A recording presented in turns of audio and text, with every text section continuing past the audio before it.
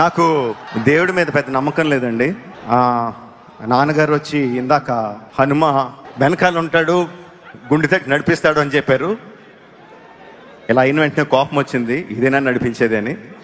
మన తెలుగు సినిమాని ఆల్మోస్ట్ మన దేశాన్ని తలెత్తుకునేలా చేసిన రాజమౌళి గారు లాంటి వాళ్ళే ఒక పోస్టర్ వదిలితే దాని మీద ట్రోల్ చేసి ఆయన్ను కూడా తలదించుకునేలా చేస్తున్నాం.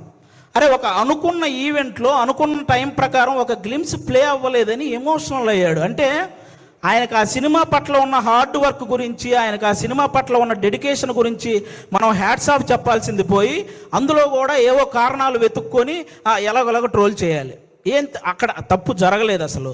ఆయన బేసిక్గా నాకు రామాయణం మహాభారతం అంటే చాలా ఇష్టం అని చెప్పిన వ్యక్తి.